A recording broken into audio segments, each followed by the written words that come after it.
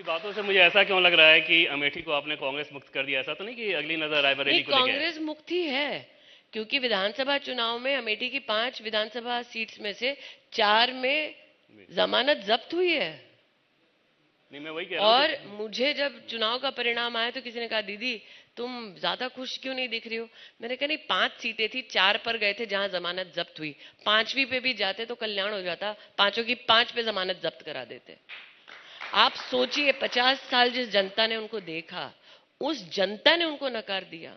इसलिए आज मैं चुनाव की दृष्टि से एक चुनौती देती हूँ। अगर लगता है इतना दमखम है, अगर लगता है कि आपको गुजरात की जनता इतना सम्मान करती है, प्रेम करती है, आओ ना, हर सीट पर चलो। गुजरात पे आएंगे उससे पहले जैसे मेरे सवाल का दूसरा पार्ट ये था कि अमेठी में तो आपने कांग्रेस मुक्त किया, रायबरेली पे नजर तो नहीं? भाई, रायबरेली में कौन प्रत्याशी होगा वो तो पार्लियामेंट्री बोर्ड ही निश्चित करेगी। लेकिन ये फुसफुसाहट मैंने कांग्रेस के खेमे से सुनी है। मैं रही एक साधारण गृहिणी, मुझसे इतना डर कैसा? पार्टी ने आपको मौका दिया तो जाना चाहेंगे रायबरेली? मैं ऐसी कोई हेडलाइन आपको देने नहीं वाली हूँ। इस स्मार्टफोन के युग में भी ये फोटो स्टूडियो बना के साल में 30 लाख कमा रहे हैं। आपको भी ये कमाना है, उनसे सीखना है तो फ्रीडम ऐप को अभी डाउनलोड कीजिए। नहीं, हेडलाइंस के लिए नहीं पूछ रहा अब हूँ। मैं बताऊं क्यों नहीं देने वाली हूँ? नहीं, बस मैं ये पूछ रहा हूँ कि पार्टी ने अगर नहीं अवसर नहीं दिया। देवेंद्र जी, मैं आपको हेडलाइन एक और विशेष विषय की वजह से नहीं देना चाहती। जी। क्योंकि आज के आपके मंच के स्पॉन्सर हैं तुलसी। तो कहीं ऐसा ना हो कि कोई कहे कि आपने जानबूझ के समा बांधा ताकि रायबरेली की सांसद जो गायब हैं उन पे कटाक्ष किया जाए। स्टेज में फिर से लेकिन जैसे कहते हैं ना, डर अच्छा है। वो डर रहे हैं राहुल गांधी आपसे? तुलसी का आपने उदाहरण दिया, उसमें दिलचस्प कहानी ये थी कि तुलसी का एक गुजरात कनेक्शन भी था। शायद जो पहले वाली कहानी थी वो गुजराती पृष्ठभूमि पे ही बनी हुई थी। राहुल गांधी गुजरात में, जैसा कि आप बता रही हैं कि हाँ नहीं आ रहे हैं, 1-2 दिन के लिए बस आके दिखा के चले गए, ये आप लोगों को सूट करता है या आप लोग चाह रहे हो कि राहुल गांधी आगे कैंपेन देखिए, करें? इस भ्रम में ना रहें कि भारतीय जनता पार्टी की चुनावी तैयारी उस व्यक्ति पर केंद्रित है जिसको अपनी पार्टी ने नकार दिया। हमारा पूरा का पूरा चुनाव प्रचार अथवा चुनाव की दृष्टि से जनता के सम्मुख हमारा प्रस्तुत होना, हमारे कार्यकर्ता पे, हमारे नेतृत्व पे, हमारी बूथ की जो समीकरण है उस पर निर्भर है।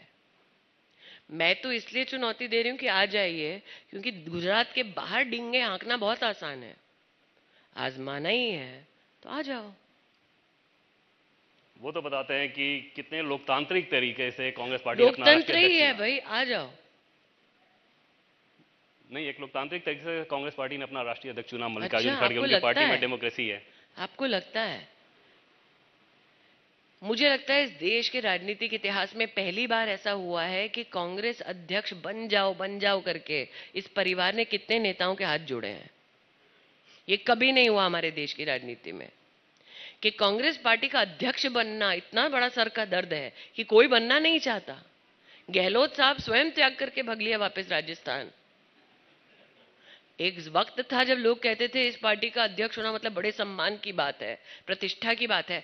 सब जानते हैं कि कोई ना कोई कागज साइन करा लेंगे, फिर किसी ना किसी स्कैम में कहेंगे मोतीलाल वोरा जी की तरह, अहमद पटेल की तरह वो दोषी हैं, गांधी खानदान बिल्कुल निष्पाप है। सब जानते हैं। आपको खड़गे जी आपको खुश दिख रहे हैं क्या? आप देखिए उनको। पोस्टर एक तो बड़ी मुश्किल से फोटो चला है। हिमाचल का चुनाव समाप्त हुआ तब तक फोटो नहीं था। तो अध्यक्ष का कितना सम्मान है। अरे, जो प्रधानमंत्री जब उनकी सरकार में थे ऑर्डिनेंस फाड़ के प्रधानमंत्री का अपमान कर सकते हैं, आपको लगता है कांग्रेस के अध्यक्ष का वो सम्मान करेंगे? सीताराम केसरी जी भूल गए आप क्या हाल किया था उनका? पीवी नरसिम्हा राव भूल गए आप क्या हाल किया था? और मैं बाकी सब छोड़ दी थी, इतिहास छोड़ दीजिए। खड़गे जी आपको खुश दिख रहे हैं? अब ये तो पूछना पड़ेगा उनसे। दिख रहे हैं क्या?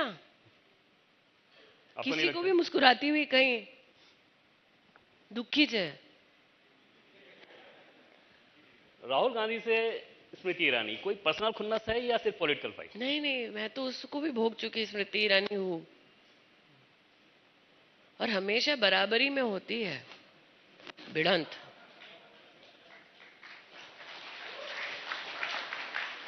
मैं अपने देश को जानती हूँ, पहचानती हूँ। मुझे ये भी पता है कि आरती के वक्त अंग वस्त्र में अगर ओम उल्टा लिखा है तो उसे सीधा पहनना चाहिए। हर हर महादेव की जय घोष के लिए किसी को निष्कासित करो, ऐसा मैंने नहीं कहा। और बाकी सब छोड़ दीजिए। जब मैंने कहा ना भिड़ंत बराबरी में होनी चाहिए, मैं कहाँ किसी बड़े खानदान में जन्मी हूँ, साधारण से लेडी हार्डिंग में जन्मी हूँ। आर के पुरम में पहले 10 साल बिताए, गुड़गांव में थोड़े साल बिताए, बड़ी मेहनत तक पहुंची हूँ, बड़ी मेहनत की है, मशक्कत की है, संगठन में समाज में बहुत काम किया है। उनकी तरह पैराशूट नहीं हुई हूँ जेनेटिकली।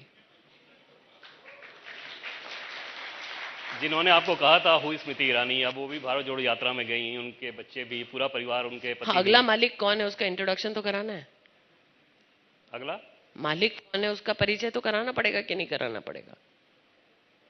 तो रेहान में भी कांग्रेस पार्टी संभावना अभी से देखना मुझे शुरू कर नहीं चुकी है। पता, लेकिन अगली पीढ़ी दिखानी तो पड़ेगी। आप लोग जब गांधी परिवार को देखते हो, क्योंकि अटैक जाहिर तौर पे वहीं केंद्रित रहता है, कांग्रेस पार्टी उसे अपनी सबसे बड़ी ताकत बताती है। हाँ, अगर ताकत है सबसे बड़ी, लाओ ना, मैं दोबारा कह रही हूँ, प्लीज ताकत को लेके आओ यहाँ पे। હું કહું છું લઈને આવો, એક એક સીટ પર ઉતારો, કેટલી તાકત છે ખબર પડી જશે। जैसा कि बहुत सारे सोशल मीडिया पे मैं ये मजाक कभी कभी मैंने पढ़ा है, उसमें जिसमें ये कहा जाता है कि राहुल गांधी बीजेपी के लिए प्रचार कर देते हैं कई बार अपने बोलने से, अपने कामों से। ऐसा तो नहीं कि उसको मिस कर रहे हैं आप लोग? मुझे लगता है, मैं दोबारा कहती हूँ, एक विशाल संगठन, 20 करोड़ से ज्यादा लोग, समर्थक और कार्यकर्ता, संकल्प एक कि नव भारत का निर्माण करना है। उस संकल्प का परिणाम क्या कि आज हम विश्व की 5th लार्जेस्ट इकोनॉमी बन गए हैं।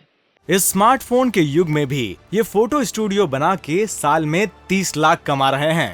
आपको भी ये कमाना है, उनसे सीखना है तो फ्रीडम ऐप को अभी डाउनलोड कीजिए।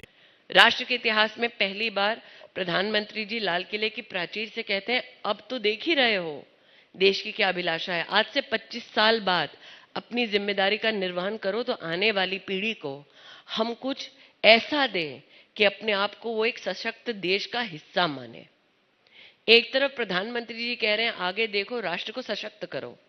अगर आप मनमोहन सिंह जी का 2008 का एक वक्तव्य निकाल दे, उसमें मनमोहन सिंह कह रहे हैं कि मैंने अपने कृत्य से, कांग्रेस पार्टी की सरकार के कृत्य से लगभग 1,40,000 करोड़ का कर्जा आने वाले समाज के लिए छोड़ दिया है। उस कर्जे में से 90,000 करोड़ रुपया इस सरकार ने चुकाया है। तो आप दोनों नेताओं के बीच का फर्क देख रहे हैं। एक कहते हैं कि आज हम ऐसा काम करें कि आने वाली पीढ़ी की सुविधा बढ़े, और दूसरे कांग्रेस के नेता कहते हैं जी आज इस खानदान की सुविधा के लिए पॉलिटिकली मैं आने वाली पीढ़ियों पर बोझ बढ़ा रहा हूं, और राष्ट्र में इसकी कभी चर्चा नहीं हुई। इंडिया टीवी हर वक्त हर जगह डाउनलोड करने के लिए सर्च करें India TV news Google play store या ऐप स्टोर पर।